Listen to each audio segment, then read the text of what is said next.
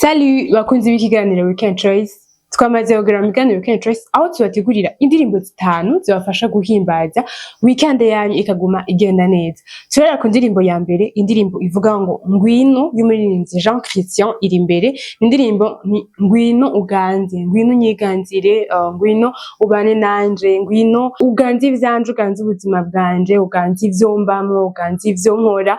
Ni indirimbo yo kwegereza Imana, ni indirimbo y'isengesho ku bantu bariko ba mu buzima canke bamaze imisi baba mu bintu bitameze neza canke bari mu bihe bitameze neza. Ni indirimbo y'isengesho kubwira Imana ngwino unyiganzire, ngwino ubane nanje, ndagukeneye mu buzima bwanje. Tuje ku rubuga rwa YouTube tuyikurikirane, wandika ngwino muri Jean Christian iri imbere, komeze guhezagira kandi komeze ituma weekend yawe igenda neza nkuko uvyifuza.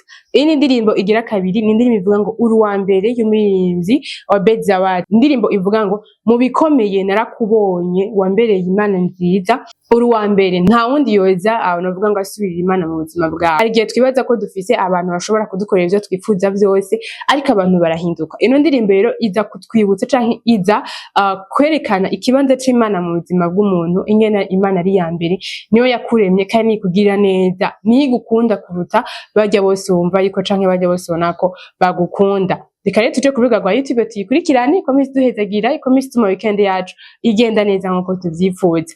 Iyi ni ndirimbo igira gatatu, ni indirimbo ivuga ngo umuco y'umuririmbyi David Nduwimana ari kumwe n'umuririmbyi Eliza Kate. Ni indirimbo ivuga ngo niwe muco kandi niwe gakiza kanje.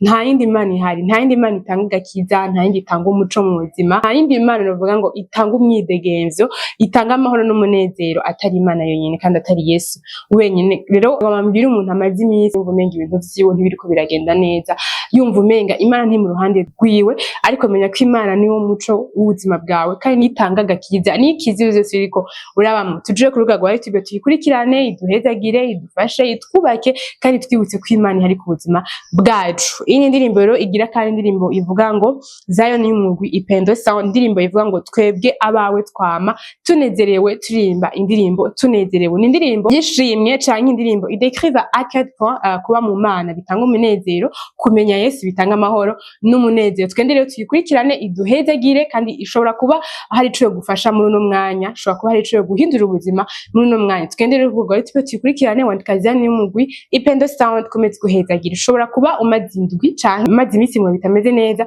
ariko ino ndirimbo reka ikwibutse ko wakwama unezerewe kubera ko wamenye Imana.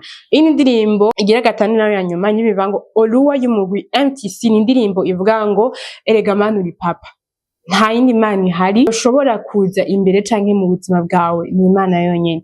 Ego c'est vrai turafise abavyeyi, ariko abavyeyi bacu hari ivyo batodukorera. C'est vrai urafise uwo wita papa, hari ikibanza toshikamwo mu buzima bwawe, hariho ama besoin togukorera kugira ngo uno musi ushobore kubaho widegemvya ufise umunezero. Rero Imana niyo papa kandi Imana niyo ituma ubuzima bwacu buryoha. Uri muri weekend, uri ahantu ha wenyene, uri mu muryango wawe, uri mu muduga, uri kuratembera, uri muri sport, reka zino ndirimbo zose ziguhimbare, zino ndirimbo zose zikunezereze, zino ndirimbo zose zikwibutse ko Imana iri mu ruhande rwawe, peu importe les circonstances canke peu importe ivyo ugenda urabamwo. Ikiganiro Weekend Choice kirangiriye ngaha, ariko izi ndirimbo zisanga ku rubuga rwa YouTube tuzikurikirane, tuduhezagire, zitume weekend yacu igenda neza nkuko tuvyifuza. Hamwe na Weekend Choice twabe tunezerewe canke duhezagirwe canke tugubwe neza n'ivyo turimwo. Bye.